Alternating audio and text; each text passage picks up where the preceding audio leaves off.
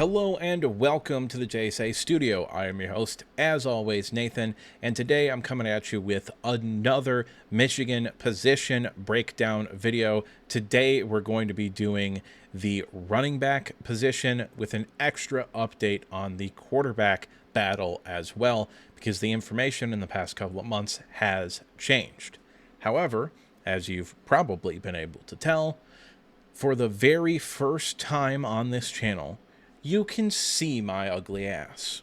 Yes, that's right. I realized my videos are not all that to look at. It's effectively just whatever graphic I made while I do a voiceover for 5 minutes and nothing happens on screen.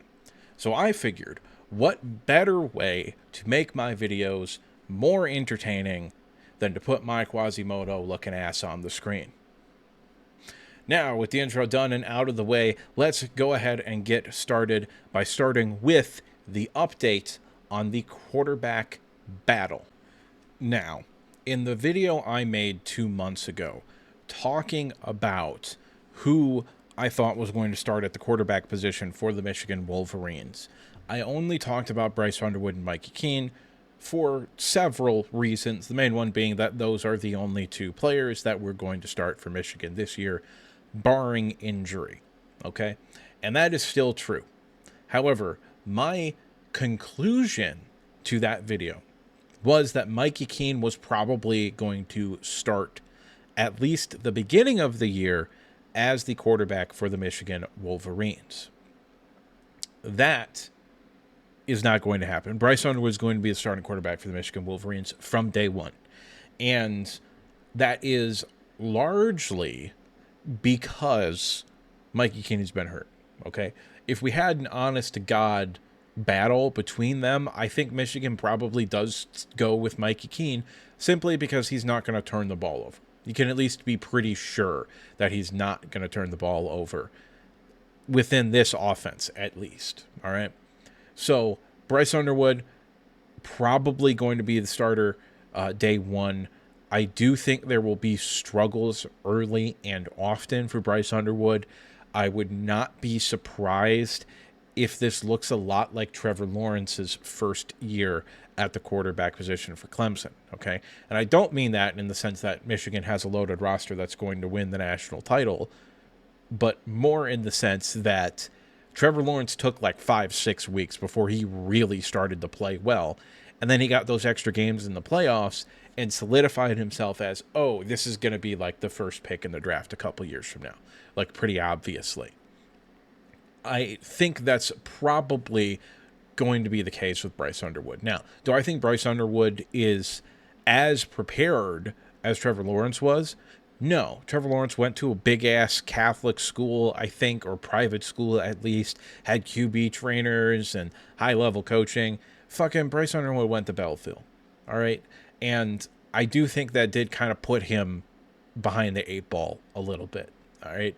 That's just my opinion. Sorry to anybody from Belleville who's going to take exception to that, but I don't give a fuck. The only time we played in high school, we beat your dumbass. Anyway, all of that aside, Bryce Underwood is going to be the starting quarterback for the Michigan Wolverines. I believe he's going to be very, very good. Probably not an elite quarterback until next year or until he gets some more weapons to throw the ball to. However, I think Michigan's weapons, as we'll talk about in future videos, aren't as bad as the consensus. I think they're fine. I don't think they're great or anything, but I think they're fine. So I believe, provided the offensive line can be good, which again we'll talk about in the offensive line video, Bryce Underwood is going to have a pretty solid chance to have an effective season, even though he's probably not going to hit that ceiling this year, okay? There's a very good chance we'll see flashes of it, but he's probably just not going to hit that ceiling in terms of consistency quite yet, which is why I think Michigan probably would have preferred to start Mikey Keene, at least at the beginning of the year, until Mikey Keene's physical limitations start to cost you games, which they would eventually. So Bryce Underwood is going to be the starting quarterback. Mikey Keene is hurt, has not been playing. I figured he'd be healthy for fall camp when I was making the quarterback video. He has not been healthy for fall camp, and Bryce Underwood is going to be the starting quarterback from day one, which is what a lot of people were saying anyway. So I guess you can count that as an L if you want to. An L take from good old Nathan. But, you know, it's whatever. Let's go ahead and talk about the running backs now, the actual point of this video. Now, it's only just now that I realized I actually just lied a half a second ago. We're not actually talking about the running backs quite yet. We're going to talk about what makes an RB1. All right? Is the running back one the guy who leads the team in carries or touchdowns or yards? Or is he simply the most talented running back on the roster? Okay. To talk about this here, who is the RB1 for the Detroit Lions? That's the analogy I'm going to go here for. Okay. If we go by carries and touchdowns, and the guy that actually is listed number one on the depth chart and starts most games, then it's David Montgomery. However, if you ask basically anybody who the RB1 of the Detroit Lions is, they say it's Jahmyr Gibbs, okay? Because I do think it is the most talented running back. That's the guy that you're talking about here. That's who you're going to say is the RB1, is the one who is the most talented running back. And that is Jahmyr Gibbs for the Detroit Lions. Now, who is that for the Michigan Wolverines? Well, there are two contenders. Just two, though. Justice Hayes and Jordan Marshall. All right? And I am perfectly willing to put all of my chips on Jordan Marshall. And that is largely because I don't think there's much of an argument to be made that Jordan Marshall isn't the most talented running back on the Michigan roster right now. Flat out and straight up. Justice Hayes, I think he was a 5-star recruit or some shit like that, a top 100 guy, I don't remember. I don't care. I've seen the college film. I've seen the way these guys move. I've seen the way they run the ball. It is not particularly close, okay? Jordan Marshall is more talented than Justice Hayes. Flat out and straight up, okay? All of that being said, is he going to be the most productive running back? Probably not. Mainly because he's probably not going to be the guy getting the bulk of carries. That's probably still going to be Justice Hayes. Even though I would honestly like it to be Jordan Marshall. I think he's got the body to be able to handle 20, 25 carries a game just fine. However, Michigan doesn't particularly like to do that unless they're trying to grind out a win.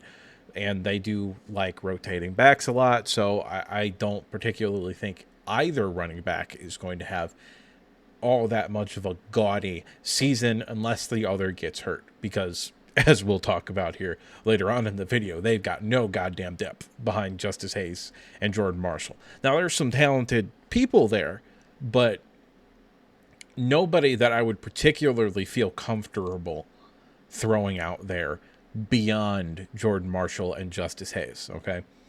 Jordan Marshall looked unbelievable against Alabama. He was really, really good for how bad of a matchup that was in terms of offensive line versus defensive line. And Michigan's offensive line did hold its own, okay? But they were not a particularly cohesive unit, and they probably weren't all that good either, to be honest with you, in terms of, like, talent, okay? And the Alabama defensive line was very good, and they did play well in that game.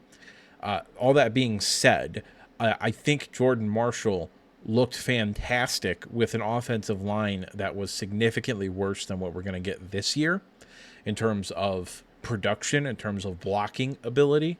And he was slippery, man. He broke tackles. He made cuts. He was he more of a one-cut north-south kind of guy. I'm not necessarily sure he's going to be a make-you-miss type of guy, but maybe he is. I don't know. I didn't see a whole lot of it, but that doesn't matter.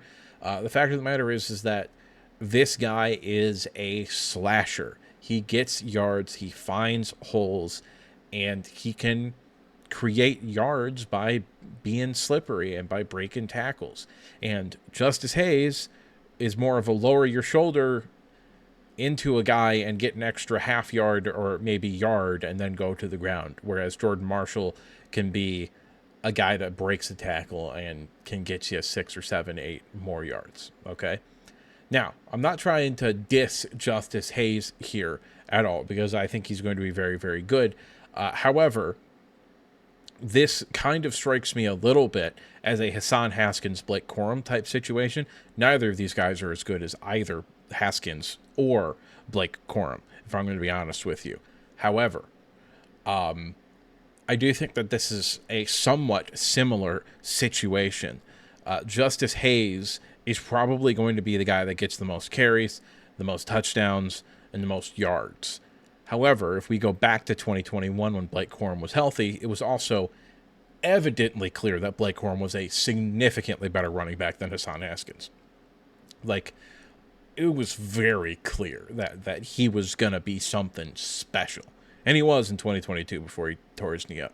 So I think we might see something similar this year with Jordan Marshall and Justice Hayes. That's my take on Jordan Marshall. Let's go ahead and talk about Justice Hayes now.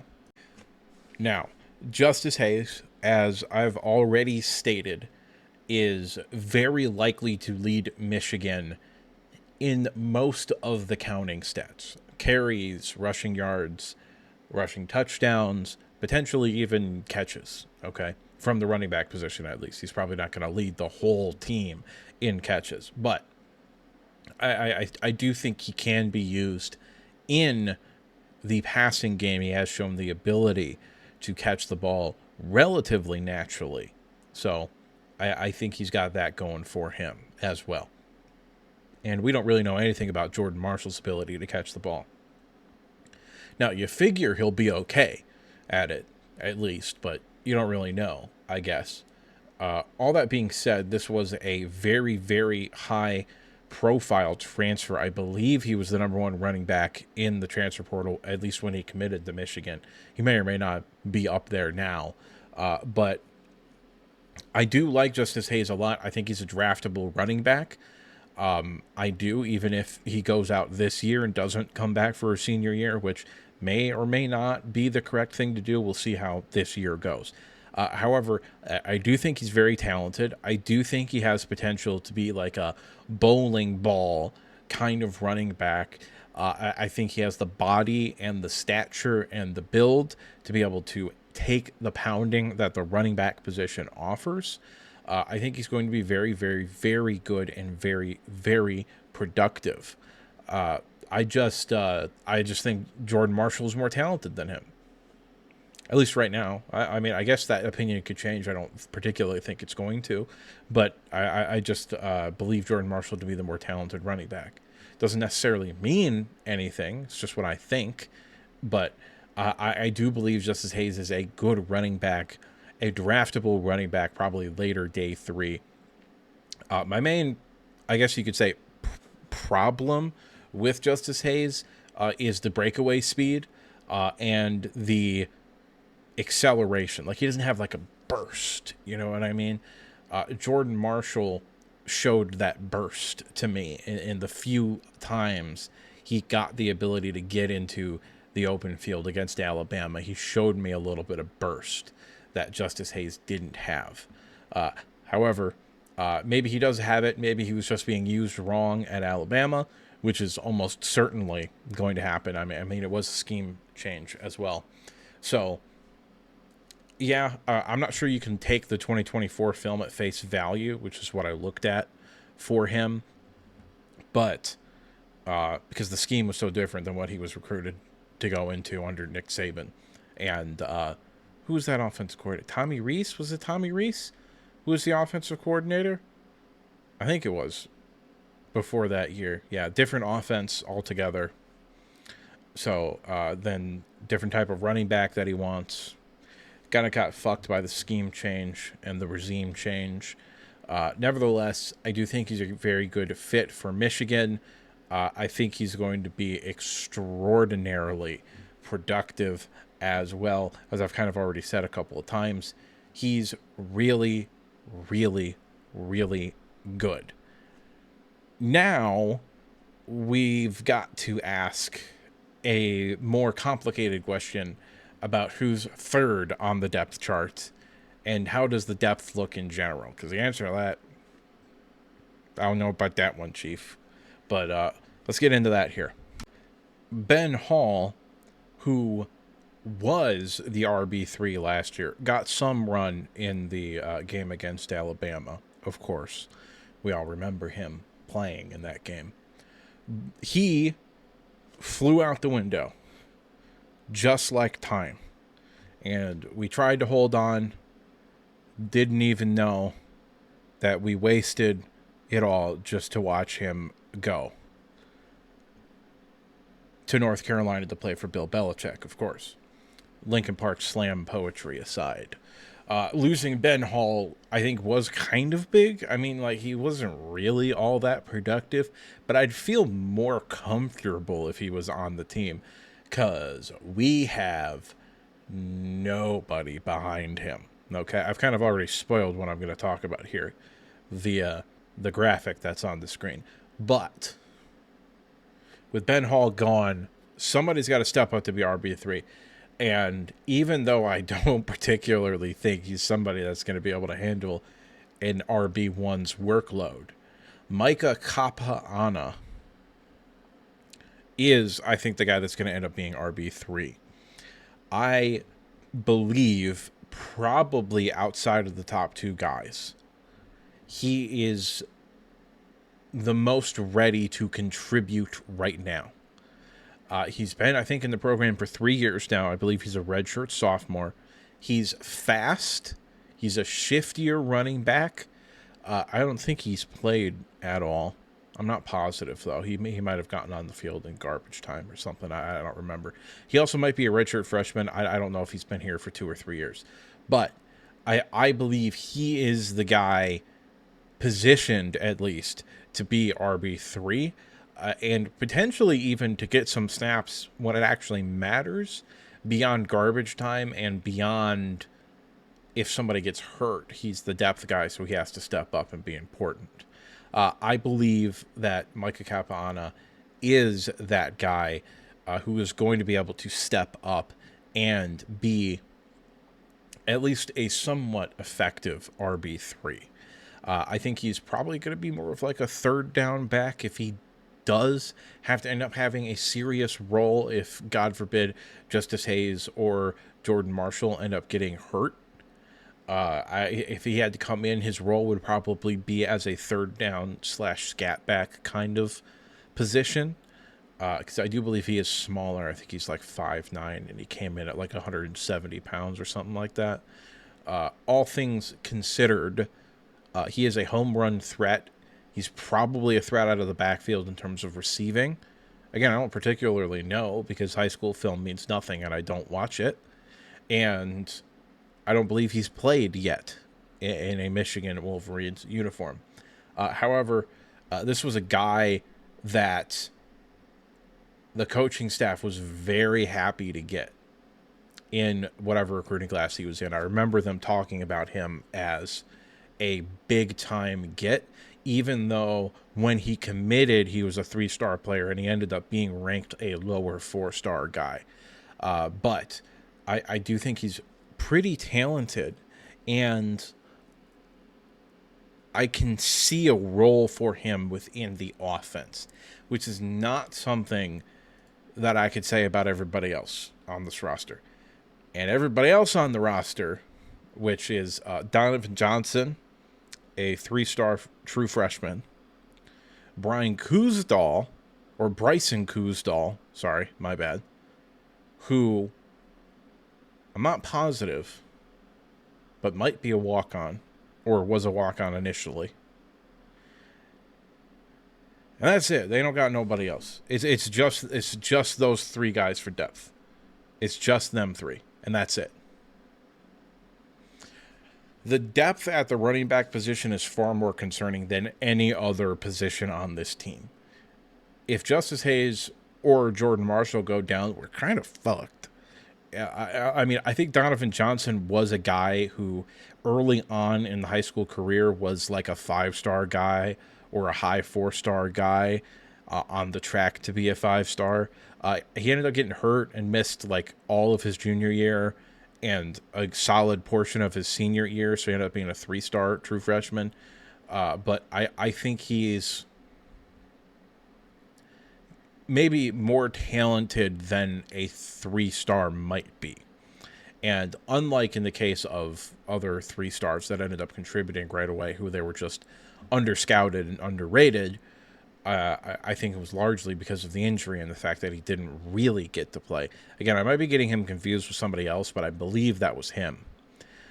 Bryson Kuzdal, I cannot picture a world where he's a big-time contributor in offense in any real way, shape, or form, which is not great for, I get that at that point we're getting to like RB5 on the depth chart, but you never know what can happen with injuries, all right?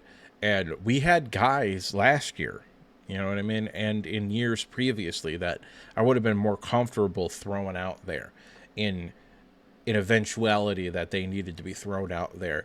And we don't got any of them. They all transferred, okay?